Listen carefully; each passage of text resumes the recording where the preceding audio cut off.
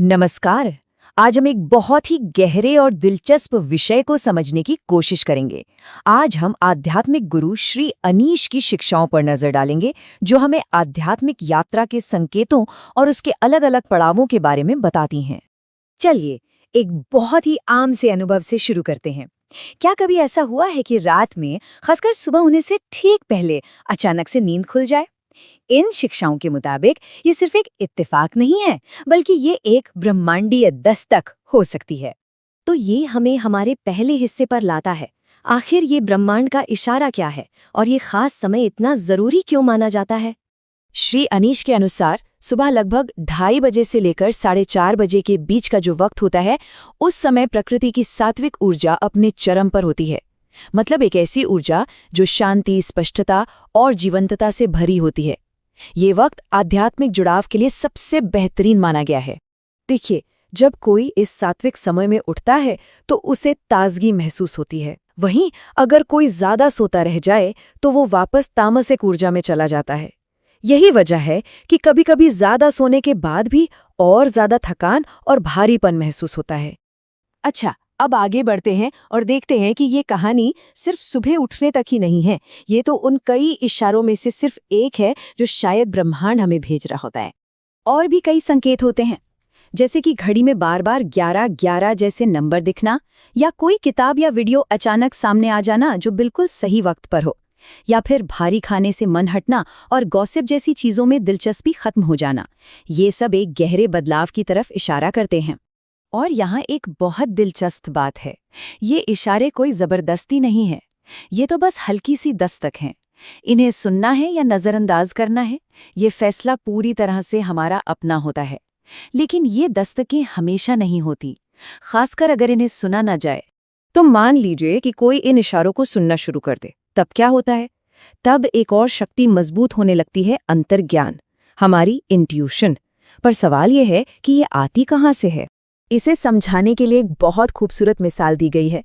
जरा सोचिए, एक सड़क पर बहुत ज्यादा ट्रैफिक है।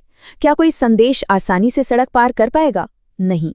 हमारे मन में जो विचारों का ट्रैफिक चलता रहता है, अंतर्ज्ञान की आवाज उसमें दब जाती है। इसका मतलब ये हुआ कि अंतर्ज्ञान हमारे लॉजिकल दिमाग से नहीं आता, वो आता है उस जगह से जिसे हृदय केंद्र कहा जाता है, जो हमारे अस्तित्व का आध्यात्मिक कोर है।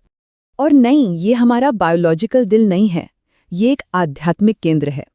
एक ऐसी जगह जो हमें सीधा, बिना किसी फिल्टर के ज्ञान देती है।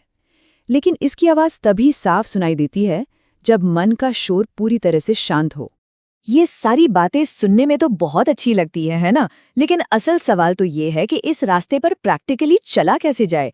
इसके लिए एक बहुत ही स्पष्ट 5 हिस्सों वाला ढांचा बताया गया है।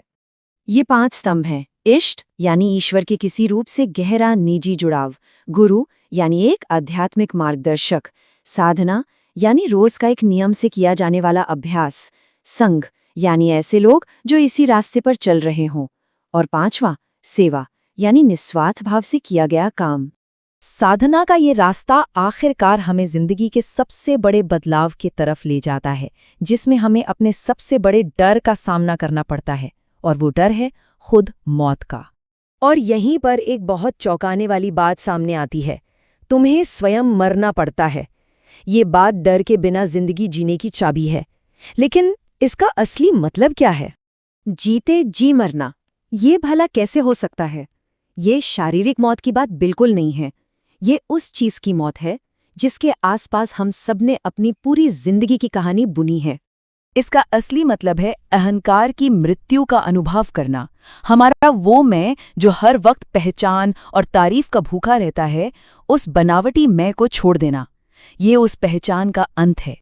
जरा सोचकर देखिए, इस अनुभव के बाद जिंदगी कैसे बदल जाती है। पहले जीवन डर से चलता है, खुद को साबित करने का डर, पहचान बनाने का डर। और इसके बाद जीवन एक योगदान बन जाता है, बिना किसी की मंजूरी या तारीफ के।